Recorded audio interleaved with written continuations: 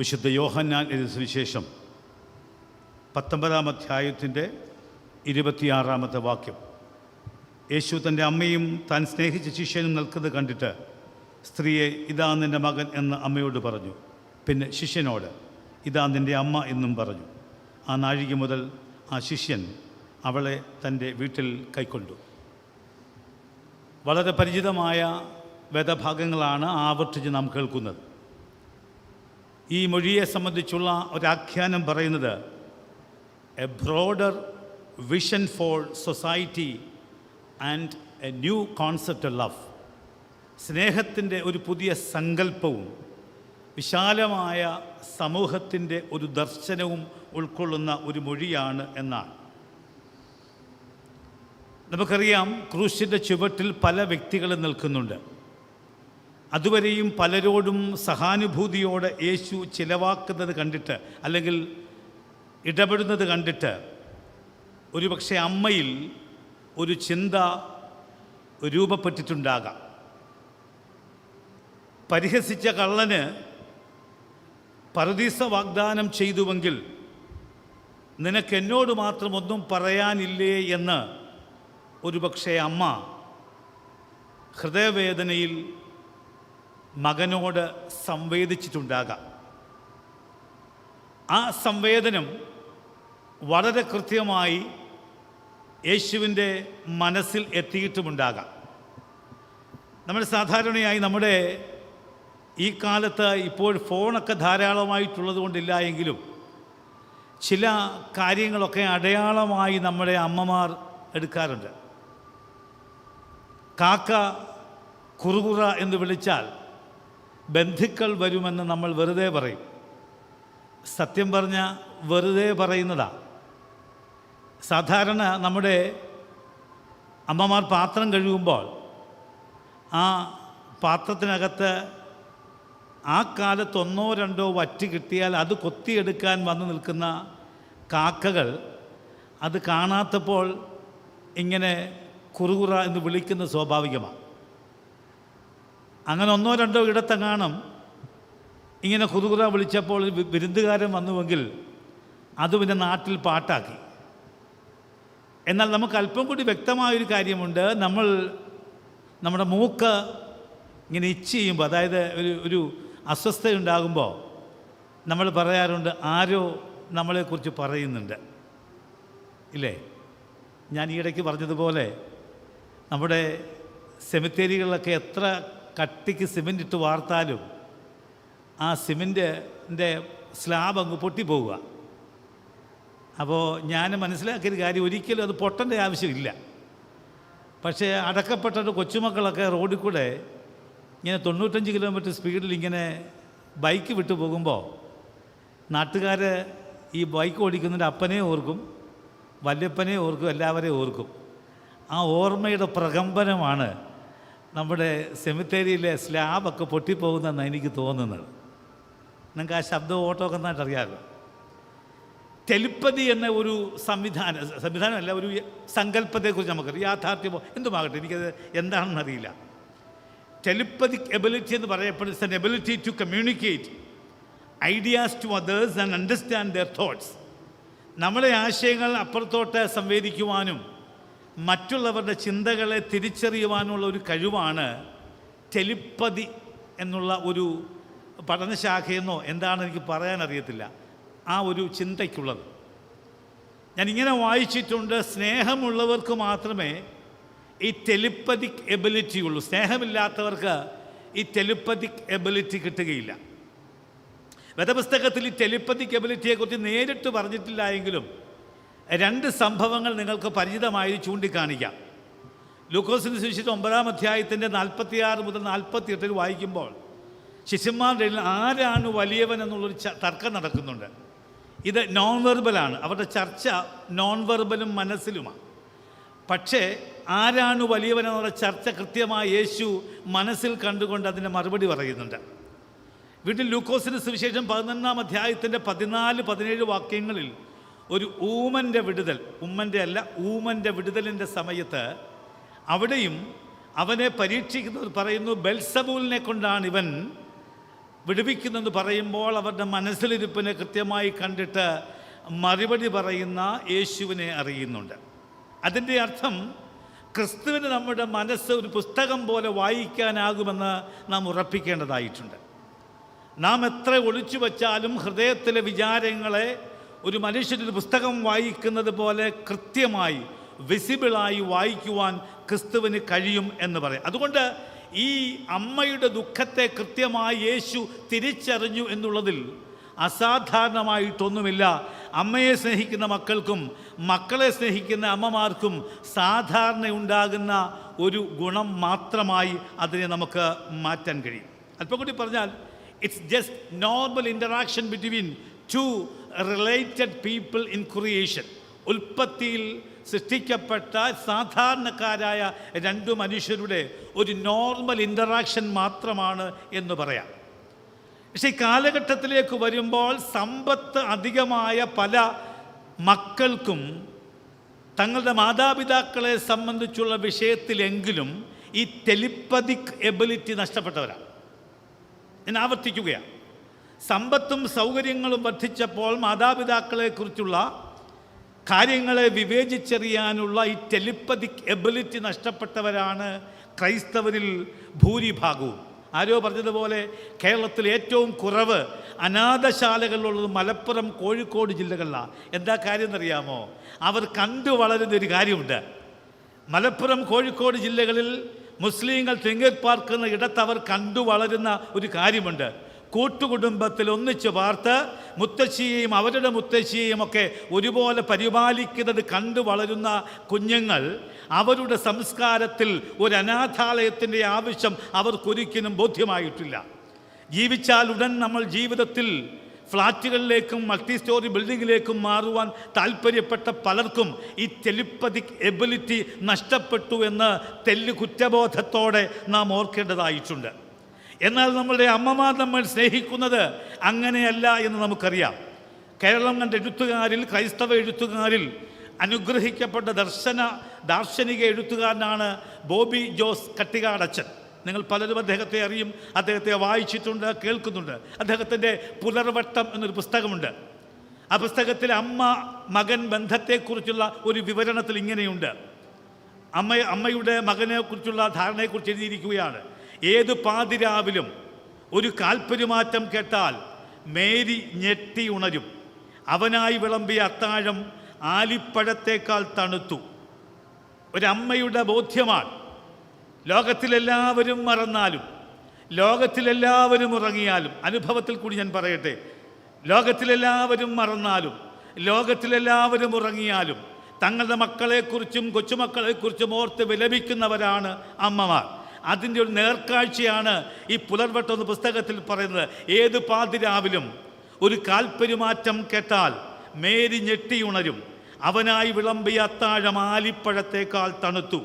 അച്ഛൻ കുറച്ചങ്ങോട്ട് കഴിഞ്ഞിട്ട് പറയുക, അമ്മ കുഞ്ഞിനെ ഓർക്കുന്നത് പോലെ കുഞ്ഞുങ്ങൾ അമ്മയെ ഓർക്കുന്നുണ്ടാകുമോ? ആ ചോദ്യം ഹൃദയത്തിലുണ്ടാകട്ടെ.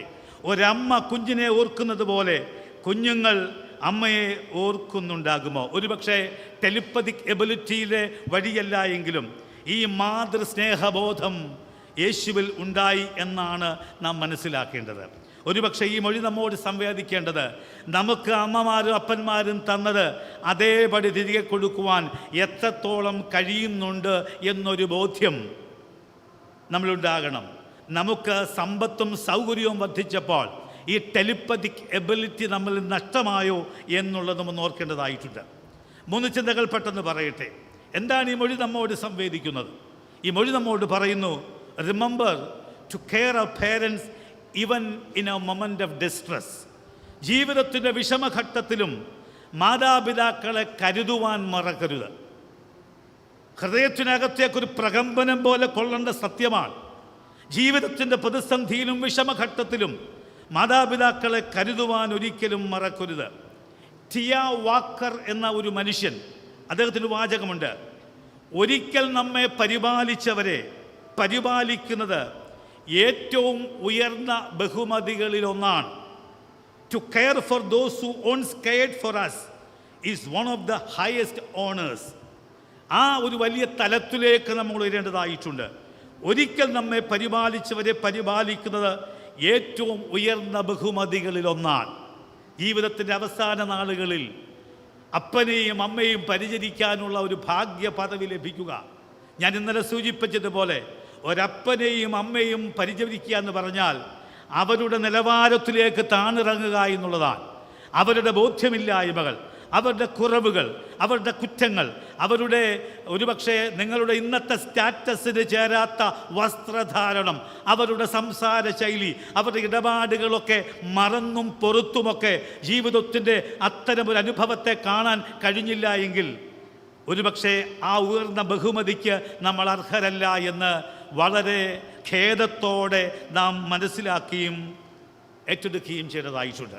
മാതാപിതാക്കൾ പൂർണ്ണരല്ലായിരിക്കാം, എന്നാൽ അവർ ദൈവം നിങ്ങൾക്ക് നൽകിയ വലിയ ദാനമാണ് എന്ന ഓർമ്മപ്പെടുത്തലോടുകൂടെ ഒരുപക്ഷെ അവരെ കരുതുവാൻ നമുക്ക് സാധ്യമാകണം എന്ന ആദ്യത്തെ ഓർമ്മപ്പെടുത്തൽ. രണ്ടാമത്, remember to consider them as precious gift from God. ദൈവത്തിൽ നിന്നുള്ള ഏറ്റവും വിലയേറിയ ഒരു ഒരു സമ്മാനമായി നമുക്കവരെ കാണേണ്ടതായിട്ടുണ്ട്. തൻ്റെ അനുഭവത്തിൽ തൻ്റെ അഭാവത്തിൽ യോഹന്നാനിലൂടെ തൻ്റെ അമ്മ പരിചരിക്കപ്പെടുമെന്ന് ഒരു ബോധ്യമുണ്ടാവുകയാണ്. എല്ലാ മദേഴ്സ് ഡേ ആരാധനകളിലും നമ്മൾ കേൾക്കുന്നൊരു വാചകമുണ്ട്. അത് റുഡിയാർഡ് കിപ്ലിങ്ങിൻ്റേതാണ്. അദ്ദേഹം ഇങ്ങനെ പറയുന്നു: God could not be everywhere and therefore he made mothers. ദൈവത്തിന് എല്ലായിടത്തും എത്തുവാൻ കഴിയാത്തത് കൊണ്ട് അവൻ അമ്മയെ സൃഷ്ടിച്ചു എന്നുള്ള ഒരു ബോധ്യം ഉണ്ടാകണം.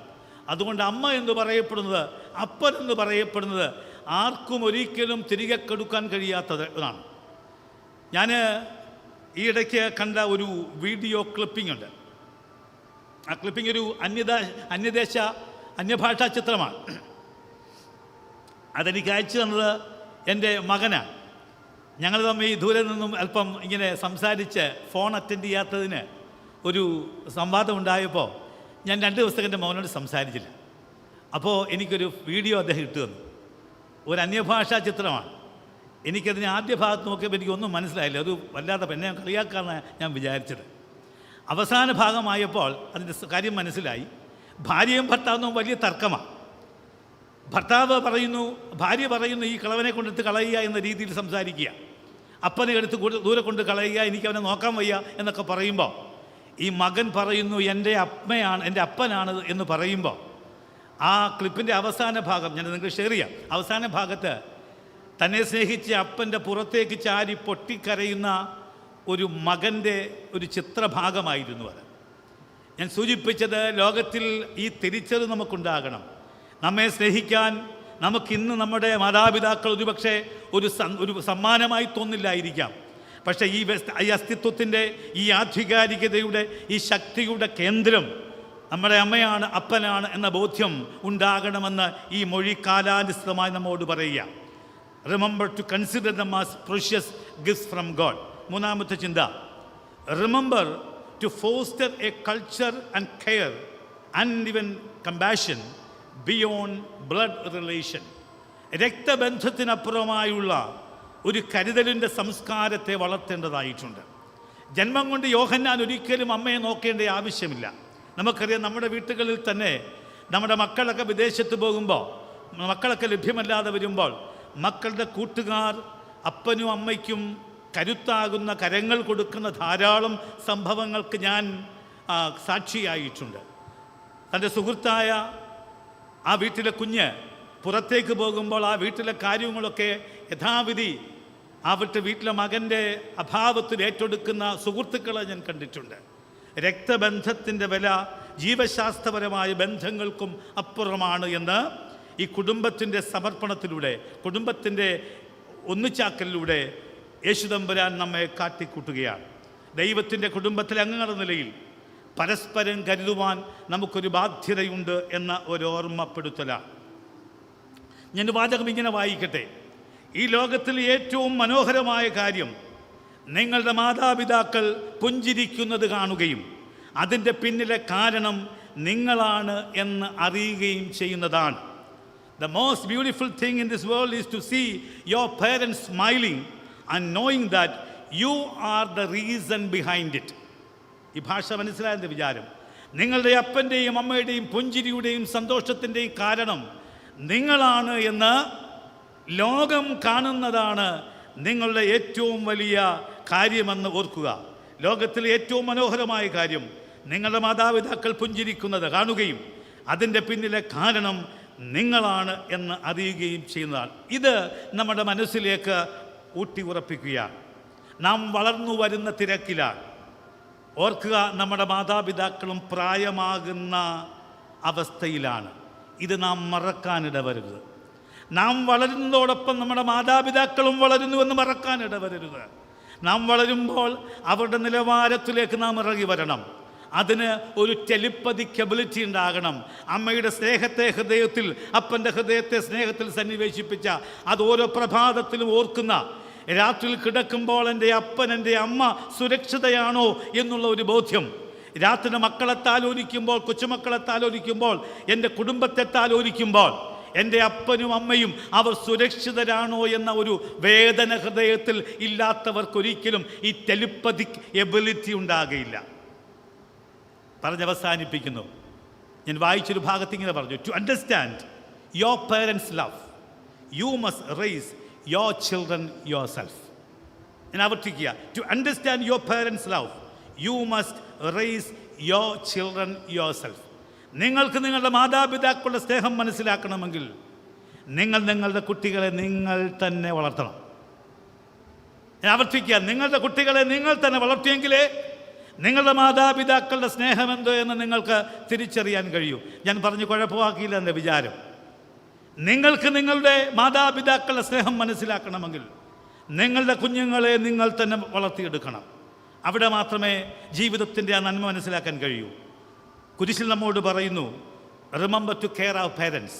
ഓർക്കുക, മാതാപിതാക്കളെ ഓർക്കുവാൻ. Remember to consider them as precious gifts of God. ദൈവത്തിൻ്റെ അമൂല്യമായ സമ്മാനമായി കാണുവാൻ.